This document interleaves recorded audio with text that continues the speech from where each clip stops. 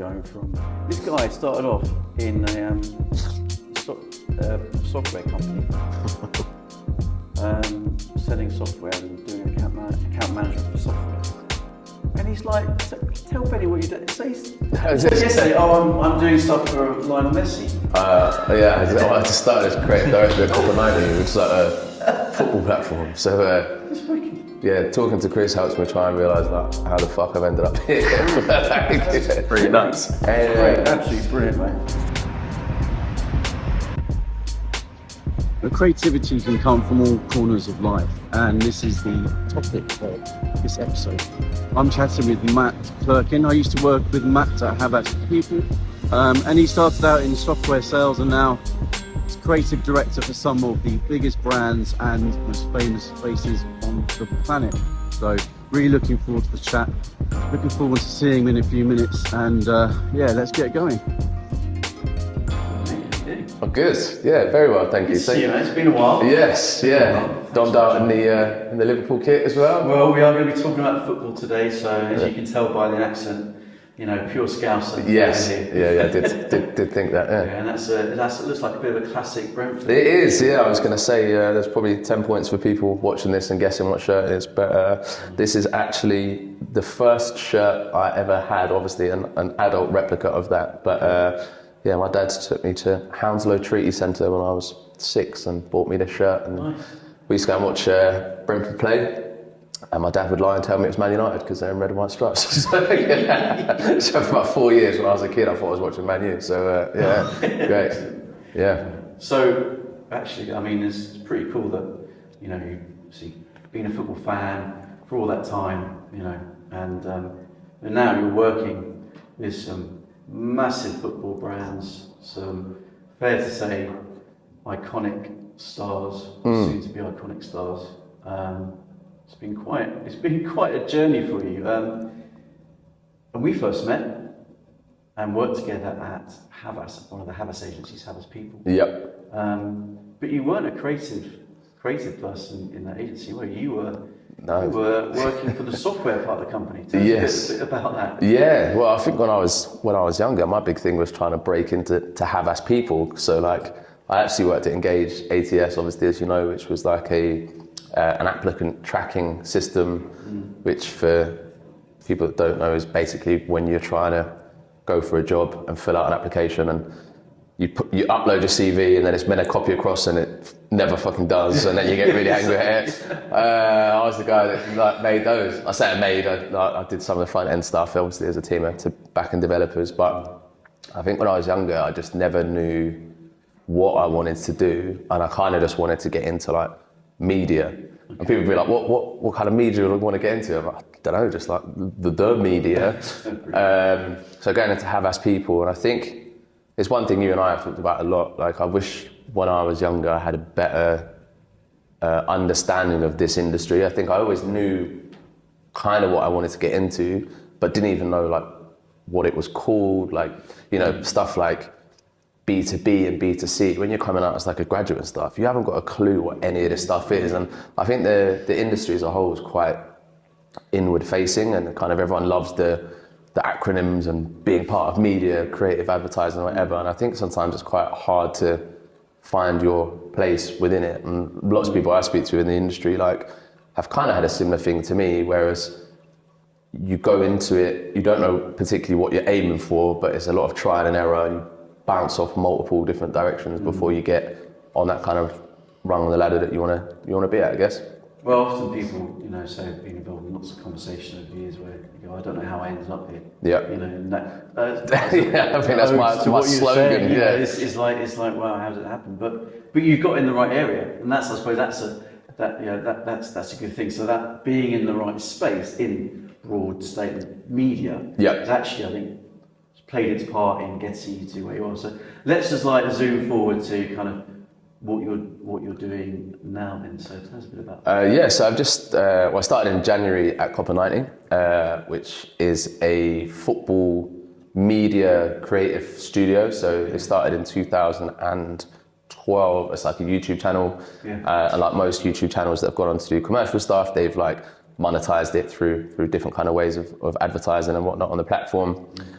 what I really like about them as well is we don't refer to ourselves as an advertising agency or an agency. It's a creative studio, and I think it's quite nice because I think most people, when they think of Copper 90, have seen the editorial side of things and Copper 90 Studio, which is a lot of like mid to long form documentaries, really amazing stories like Derby Days, Once in a Lifetime as well. So just kind of cool stuff that most of it doesn't have a brand attached, so the authenticity is there. I think moving forward there'll be more stuff with brands, but try not to dilute the purpose of what Copper 90 is. So still like a football view on life, but with like a kind of cultural lens on top of it, which a lot of people are doing now as well. And I think one of the big things that's quite cool is football is no longer in isolation to the wider aspects of culture. So like nowadays the overlap of football, art, music, fashion, they're not siloed, they're kind of all in one. And it's quite cool, you know. There's a lot of musicians, you know. We've seen who was it recently, Deadeye, who's probably Eddie and Ketia come up like a rap song last week. People like Gaffer Mag and stuff as well, they're just doing really, really cool bits. And I think it's nice that football has now become adopted by the wider community and people are kind of getting more involved in it. So long may it continue, I guess. 100%. I mean, like you look at, you know, the women in England football team, you know, winning the Euros. You're looking at even like the way that the shirts are being designed. Let's say that the Euros England strip was designed with that in mind, I think, to make it, you know,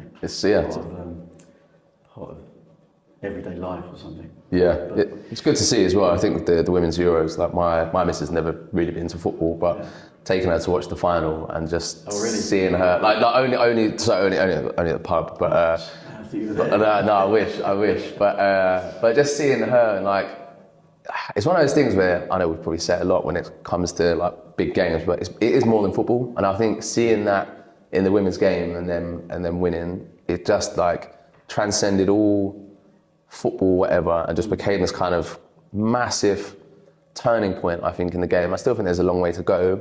Yeah, so Copper 90 don't have a specific separate women's division for kind of football content, and Charlotte, the girl that heads it up, was like, because we don't want it to be seen as a different thing, we want it to be kind of all-encompassing within the men's game as well. And it kind of, it's a really interesting strategy, because I've seen a lot of female-specific football content kind of segregated from the men's game, whereas Copper 90 have gone for this kind of all-encompassing, like it's football, it all sits under one umbrella. So it's an interesting take, and yeah, it's good to see how much we've evolved in that sense of the game.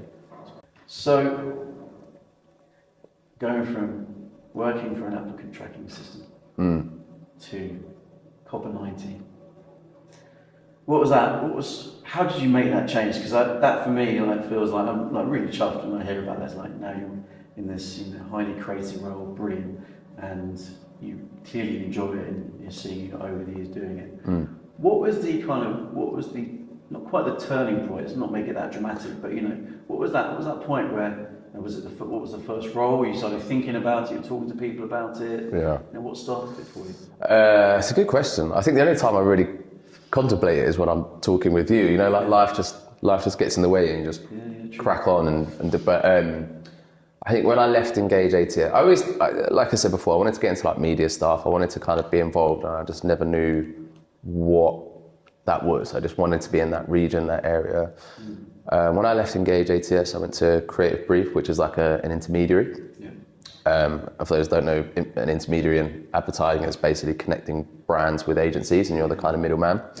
So I had a lot of exposure to processes of brands pitching on of agencies pitching on big brands. So like Starbucks, some Adidas stuff in there as well. Okay.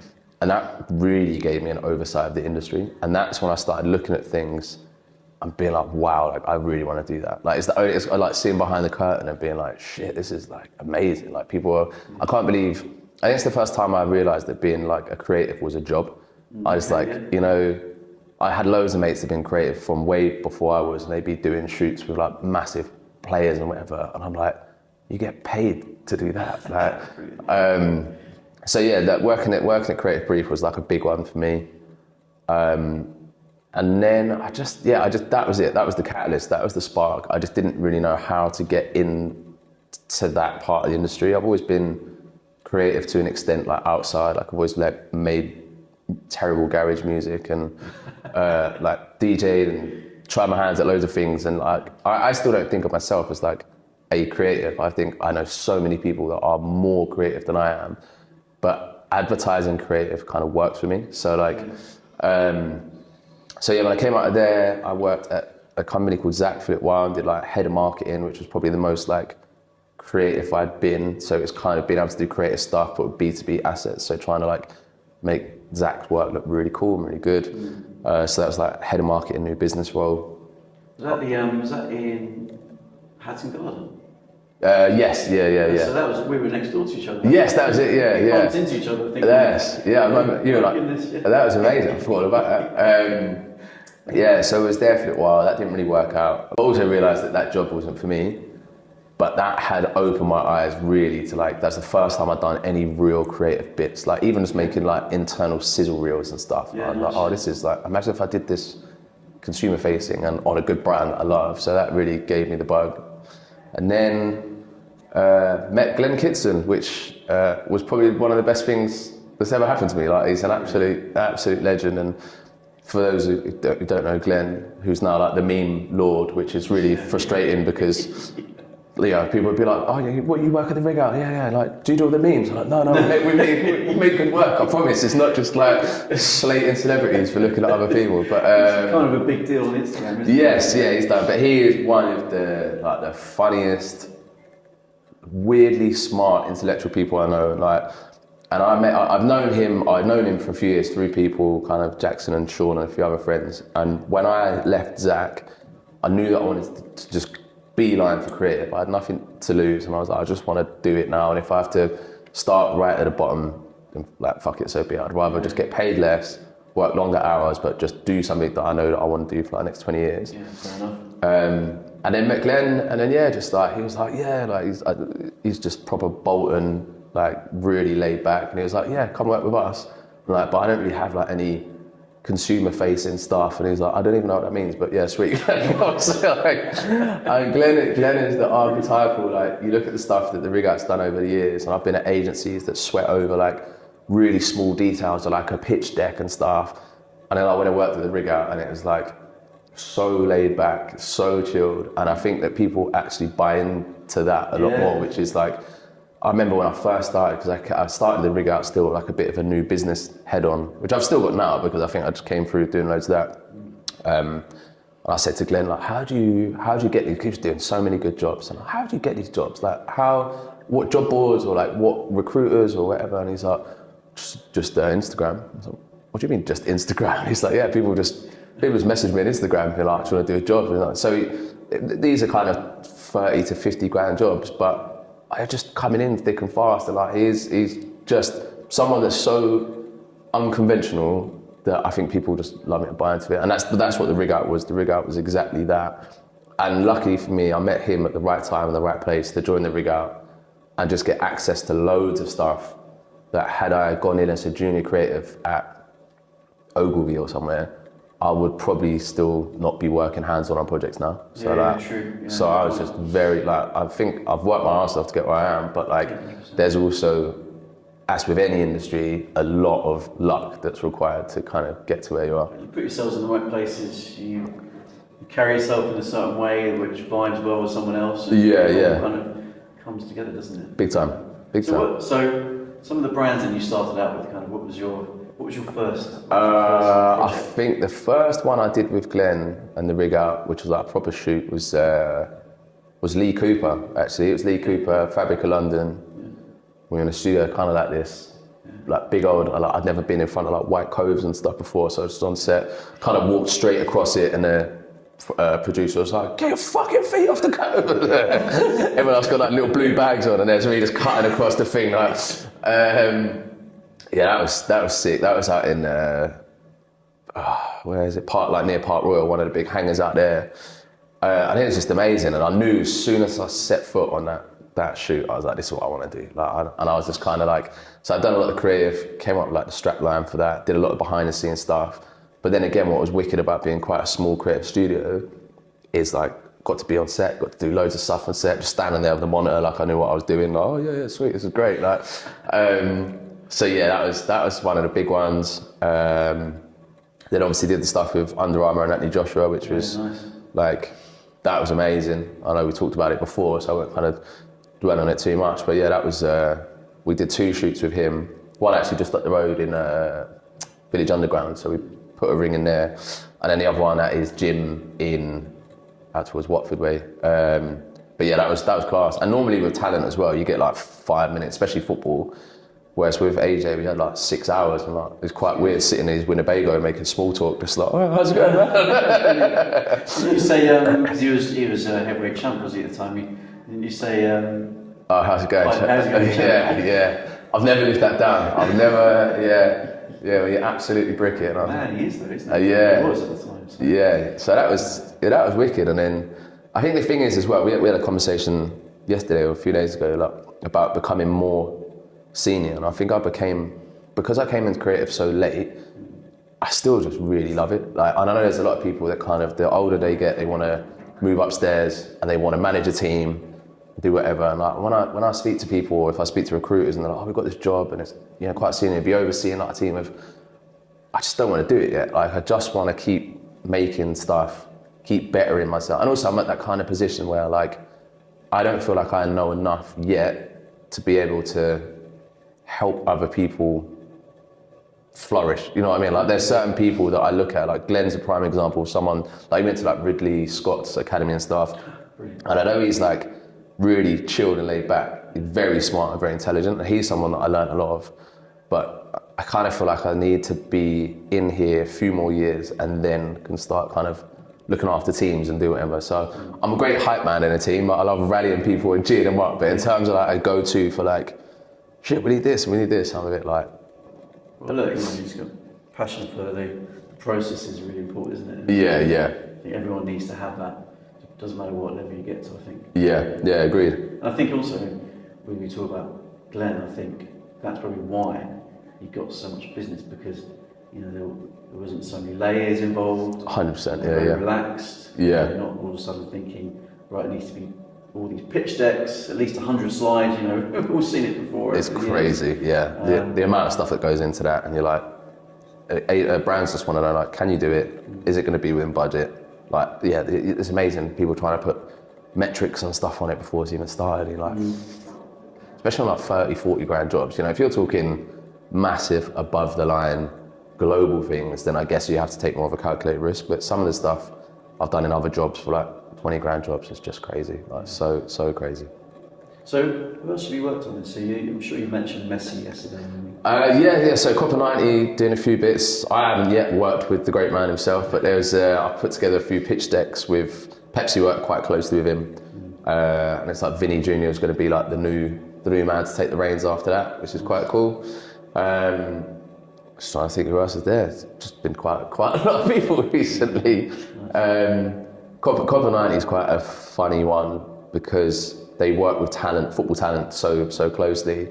So like you'll see a meeting in the diary and it'd be like so and so like meeting about Vinicius Jr. or something. Like they're not there, but it's even just like writing creative thoughts for like these people, and I think that's the biggest time I've reflected and been like, this is mental. Like this is absolutely crazy. And kind of, I was at the pub the other day talking about it, and I was like, I really need an idea for like Vinicius Jr. And the people were just like, what? And I was like, yeah, I can't. It was a Pepsi thing, and I was just like, kind of opening it to the table. Like, anyone got anything? Like, that's brilliant. But it does, and like I said to you before, without sounding like ungrateful, like I'm still on cloud nine. Like I love doing this stuff, but ultimately it's a job. You have deadlines, you have stuff, and like I think for the first time in my life, because Copper 90 is quite fast paced, whereas the rig out we'd work on 1, maybe 2 jobs over a period of time, you just got time to just chill out, and that's when most of the anyone will tell you that's when creativity and thoughts come to you the most. Whereas Copper 90 is quite, I wouldn't say churn because the quality of work is amazing, but it's quite fast paced. So like there are times now where it's like Wednesday morning you need to present back, and it's like Tuesday afternoon, you're like, I haven't got a fucking clue. Like I don't know what I'm doing, and but that's when going to the pub and stuff and having a chat with your mates, and like you get inspiration from everywhere. So it was all there, isn't it? It's kind of there in the background, yeah. where you need a bit of kind of urgency just to force it all through. Doesn't it? Yeah, and that's like I was saying to you the other day as well. It's the first time, like I'm not learning the job, like I've got the skills there, but I'm kind of learning how to deal with different environments.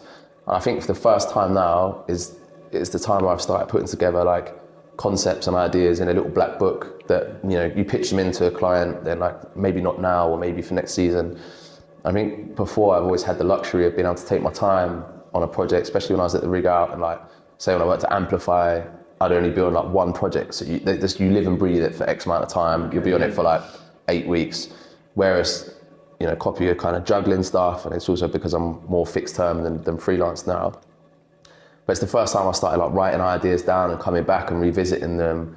And I said to you like before, I think it was a Ramesh Ranganathan podcast, like when he started doing stand-up, and like he'd go to different shows and do different material at all these different shows, and someone was like, wow man, like this is amazing, like you know you don't have to do that. And that's kind of how I felt about creative ideas. I was just going into stuff just every time, be like, it needs to be fresh, it needs to be a new idea.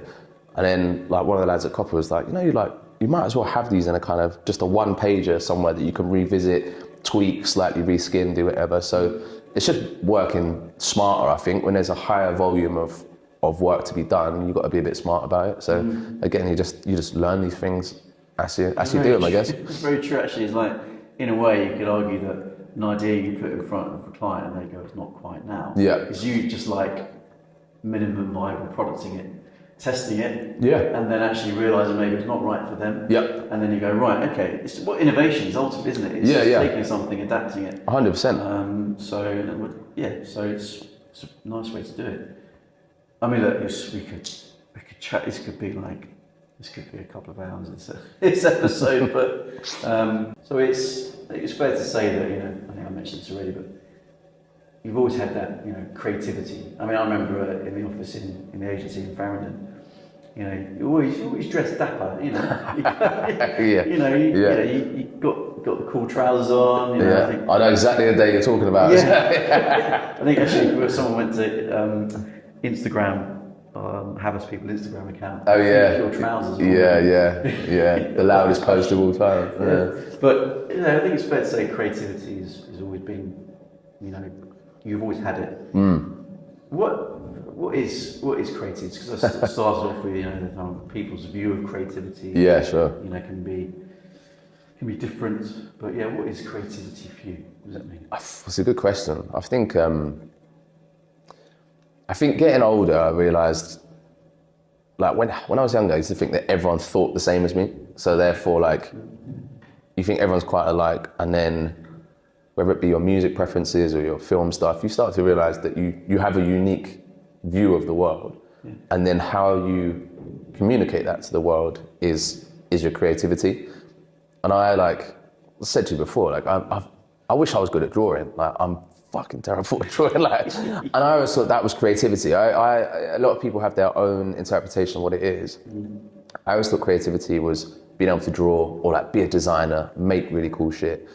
And then that's kind of why I used to think that being a creative in advertising wasn't a real thing, because I was like, I never thought my mind was that way inclined to be like, oh, this is creative. But it's, for me, I just think it's your outlook of the world, the way you factor different stuff in, and then what comes out at the end of it is like your unique representation of stuff.